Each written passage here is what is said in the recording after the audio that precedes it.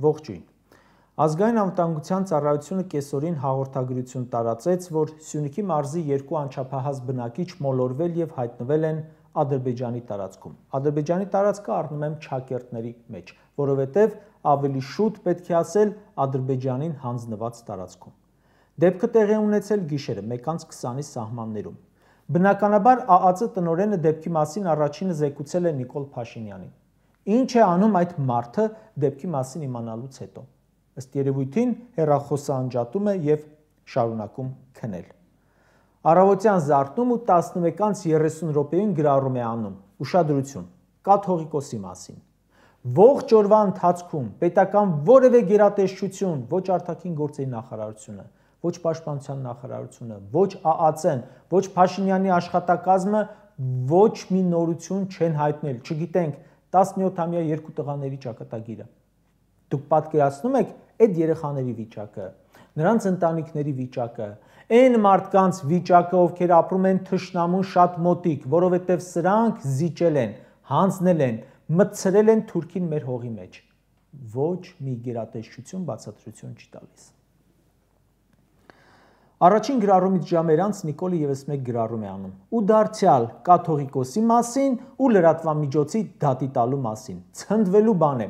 Դու Ադրբեջանի հետ գնում ես խաղաղության պայմանագիր ստորագրելու։ Ասում ես տեքստը պատրաստ է։ Ասում ես ուրախացեք ժողովուրդ, որ ձեր տներից 50 մետր այն կողմ Ադրբեջանն է։ Ասում ես վերջապես ինքնիշխանություն ունենք ու քո երկրի մեջ մտած ադրբեջանցին քո քաղաքացուն գերի է տանում։ Երկու օր առաջ խորհրդարանը Նիկոլը հպարտանում էր, թե առաջին անգամ Հայաստանի Հանրապետության սահմաններին մենակ հայ զինվորներն են, հայ սահմանապահներն են, ռուս սահմանապահներ չկան։ Խնդրեմ, գերի են ընկնում մարդիկ։ Դու զբաղված ես կուսակրոնությունը քննարկելով։ 2024 թվականի փետրվարին հենց նույն հատվածում ադրբեջանցի զինվոր սահմանը անցավ մեր կողմ։ Սրանք ափալ-թափալ հետ տվեցին։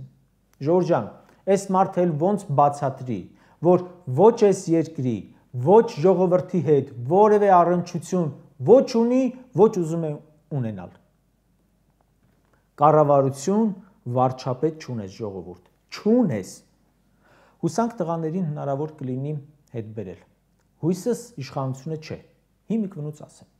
Նրանք շարունակում են մնալ քեռակնոջ անկողնում։ Արտգործնախարարը երևի դրա ժամանակը չունի։ Կինը չալաղաջ պաշտոնի է նշանակվել, այդ դա է նշում։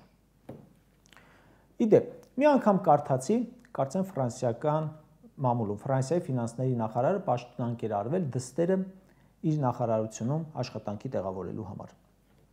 Հենց բացահայտվեց, մեկ օր ավել չմնաց, անմիջապես հրաժարական տվեց, սկանդալից, խայտառակությունից խուսափելու համար։ Արտաքին գործերի նախարար Արարատ Միրզոյանի կինը Գոհար Աբաջյանը նշանակվել է ներդրումների աջակցման կենտրոն հիմնադրամի տնօրեն։ Ընդ որում, այդ հիմնադրամի հոգաբարձուների խորհրդի անդամներից մեկն էլ իր ամուսինն է, նույն Արարատ Միրզոյանը։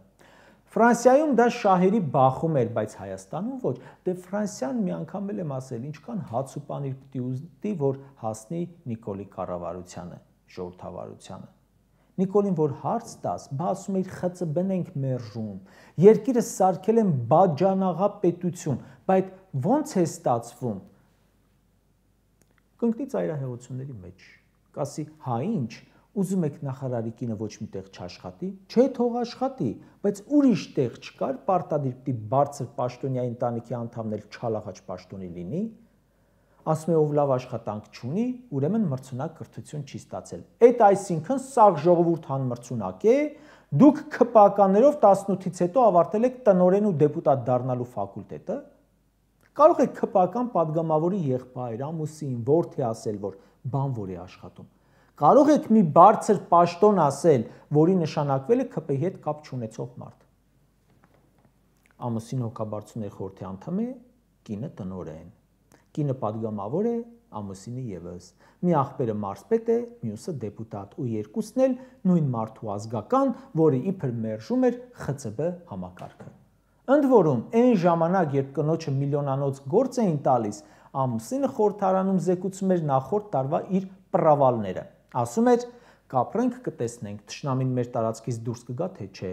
Ասում էր Ադրբեջանը կրակում է, բայց հրաժարվում է խոստովանել։ Ասում է գերիների եւ ապօրինի պահվող անձանց հարցով Բաքվի հետ կառուցողական խոսակցություն չի ստացվում։ Ասում էր Ադրբեջանը Հայաստանի տարածքի վրա աչք է դրել։ Ասում էր Ադրբեջանը մերժում է սահմանին հրադադարի խախտումների մոնիթորինգը։ Ասում էր Եվրամիության անդամ երկրների կողմից մեր քաղաքացիներին տրվող վիզաների գործընթացը շատ մտահոգիչ է։ Ասում էր կոնյակագործների խնդիրը հեշտ լուծվող չէ։ Այսինքն այս բոլոր ուղղություններով բանակցությունները ձախողել են։ Առավոտ խորհրդարանում կարդում է, թե ինչն է պրավալ տվել, երեկոյան իմանում ենք, որ կինը պաշտոնի անցավ։ Բերեցի Ֆրանսիայի օրինակը, բայց լիք այլ երկրներում պատասխանատվության են ենթարկվում այսպիսի բաների համար։ Մեր համեմատ շատ հետամնաց աշխարհից մի երկու բան էլ հիշենք։ Բրազիլիայում պաշտոնից ազատվեց գյուղատնտեսության նախարարության բարձր պաշտոնյա։ Գիտեք ինչ պատճառով։ Խնդալների հետ կգամ։ Ճեպազրույց էր տվել ու գյուղատնտեսության մասին հարցերը անտեսելով պատասխանել էր միայն քաղաքական հարցերի։ Հայաստանի էկոնոմիկայի նախարար Գևորգ Պապոյանի ոլորտում կատաստրոֆիկ վիճակ է։ Կարկտահարված ու բերք կորցրած գյուղեր, չարտահանվող կոնյակ, սահմանին կուտակված բեռնատարեր։ Ճեպազրույց է տալիս ու խոսում հոգևորականների կուսակրոնությունից։ Իսկ կառավարության նիստում ոչ թե բարձրացնում է իր ոլորտի հարցերը, այլ խոսում է Վարդան Օսկանյանի կնոջ հիմնադրամին տրված մանկապարտեզից։ Ասում է 2000 երեխա չի կարողացել հաճախել մանկապարտեզ, քանի որ եւ այլն։ Ինչ որ բաներ։ Իսկ քանի երեխա է սոված մնացել Պապոյան, որովհետեւ կոնյակի արտահանումը դու ձախողել ես։ Մարդիկ վարկերի տակ ճոռում են, տակ են տալիս, բիզնեսն են փոքրացնում, աշխատատեղեր են կրճատում։ Քանի որ ձեր պարտականությունները բացարձակ չեք կատարում, դրա համար էլ ժամանակ ունեք ամեն ինչով զբաղվելու, մանկապարտեզի հետ հարցերով, քեռակնով, հոգևորականներով։ Մենք ձեզ վարձել ենք, որ աշխատեք, դուք գալաջի եք անում։ Պատկերացրու ժողովուրդ, քո տունը վերանորոգում ես, վարպետներից դժգոհ ես, հեռացնում ես, նոր վարպետների ես բերում։ Դրանք ասում են, լավ մասնակետենք, կանենք։ Մի ամիս հետո գալիս ես համոզված լինելով, որ ռեմոնտը ավարտել են այդ լավ վարպետները։ Տեսնում ես, բան էլ չեն արել։ Նախկինի ռեմոնտացի մասն էլ փչացրել են ու նստած դեսից դենից են խոսում։ Սա էս արեց, նա են արեց։ Սրանք այդ ռեմոնտչիներն են։ Դու պահանջում ես, որ էկոնոմիկայի նախարարը հստակ պատասխանի, երբ է քո բեռը անցնելու սահմանը, էկոնոմիկայի նախարարն ասում է, կաթողիկոս պատասխանի, երեխա ունես թե չէ, դե լավ անլուրջ է էլի։ Բրազիլիայում գյուղատնտեսության պաշտոնյային հեռացնում են իր գործով չզբաղվելու եւ քիթը աչուձախ խոթելու համար։ Լավ կլիներ այստեղ էլ այդպես լիներ։ Լինելով ժողովրդավարության բաստիոն, անվտանգության չեմպիոն, ամեն դեպքում փորձենք էլի համեմատվել մեզանից շատ հետ ընկնող երկրների հետ, օրինակ Գերմանիայի։ Այն ժամանակ, երբ սրանք հայտարարեցին փողով բանակից ազատվելու նախագծի մասին, նույն օրը Գերմանիայի պաշտպանության նախարարը հայտարարեց գերմանական բանակի ակտիվ զինծառայողների թիվը 60,000-ով ավելացնելու մասին։ Կարող եք ասել, որ երկիրը ավելի շատ անվտանգության խնդիր ունի, Հայաստանը թե Գերմանիան։ Բնականաբար Գերմանիան, մենք ինչ խնդիր ունենք, որ կասենք ԿՊԱ-ականները։ Խաղաղության պայմանագիր չունեն հարևան Դանիայի, Չեխիայի, Ավստրիայի, Շվեյցարիայի եւ մյուս 5 հարևանների հետ, ու հենց աչքը թարթեցին, իրենց կուտեն։ Դրա համար իրենց զորք պետք է, իսկ Նիկոլին չէ։ Նիկոլը Թուրքիային համարյա ծնկի է բերել, Ադրբեջանն էլ ամեն օր հաղթում է։ Մեզ զինվորել պետք չէ, զենք էլ պետք չէ։ Սա հարցերը գերագույն գլխավորը լուծելա։ Գենշտաբի պետն է ասում, չէ՞։ Նիկոլը գերագույն հրամանատար է, եթե ասում է, որ պատերազմ չի լինելու, ուրեմն չի լինելու։ Մեկ այլ օրինակ բերեմ։ Գիտեք, որ Գայանայի Հանրապետության ոչ ժողովրդավար իշխանությունը որոշել է, որ 18 տարեկանից բարձր յուրաքանչյուր քաղաքացու պետք է վճարի $500 նավթի վաճառքից ստացված եկամուտները։ Ասում է, նավթը մեր հարստությունն է, նավթի շնորհիվ արագ հարստանում է երկիրը, ու մեր հարստությունից մեր բնակիչներին փայ ենք տալիս, ժողովրդին տալիս ենք։ Հանքերից փայ եք մտել, փողերը ուր է գնում։ Անձրև գալիս է, Սևանը լցվում է, ջրամբարները լցվում են, դուք էլ այդ անձրևա ջրերը որպես բոռոկման ջուր ծախում եք ժողովրդի վրա։ Իսկ ուր է գնում փողը, այ դա չգիտենք։ Ընդհանրապես լիքը գումար է ամեն տեղից մտնում Հայաստան, այս պարտքեր, այս հարկեր, այս տուգանքներ, հազար ու մի վճարներ, բայց մարդկանց վիճակում, երկրի սոցիալ-տնտեսական կյանքում փոփոխություն չկա։ Կան մենակ ԿՊ-ական պաշտոնյաներ, որ արագ հարստանում են, չալաղաչ պաշտոնների գնում։ Իմիջիայլոց այս առումով մի լավ օրինակ էլ ունենք Ղազախստանից, որի հետ նույն միությունների անդամ ենք։ Ղազախստանում պաշտոնյաներին պարբերաբար էքսկուրսիաների են տանում բանտեր, կոռուպցիան կանխելու նպատակով։ Ցուցադրում են քննչական սենյակները, հանցագործների խցերը, բանտարկյալների զբոսանքի վայրերը։ Հայաստանում կոռուպցիան հասել է ուղղակի անտանելի չափերի, բայց մեզ մոտ բանտեր տանում են ընդդիմախոսներին քաղաքական, իսկ կոռուպցիոներ բռնված պաշտոնյաները վայելում են կյանքը, եւ բռնված եւ չբռնված։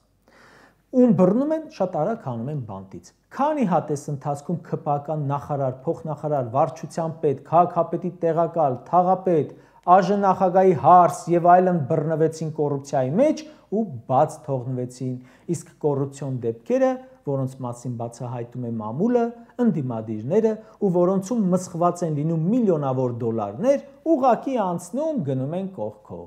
Ու ավելի կոնկրետ կուտակվում են հետագա դատական գործերի համար։ Կարճ ասած, հաղորդումն ավարտեմ դարձյալ օրինակով։ Ընդամենը մի ամիս առաջ, մայիսի 3-ին, հրաժարական տվեց Եմենի վարչապետը։ Բացատրեց իր քայլը սահմանադրական լիազորությունները կատարելու անկարողությամբ, երկրում փոփոխություններ բերելու անկարողությամբ։ Այդ պաշտոնին Մուբարաքը նշանակվել էր 24 թվականի փետրվարին։ 1 տարի եւ 2 ամիս աշխատելուց հետո հասկացավ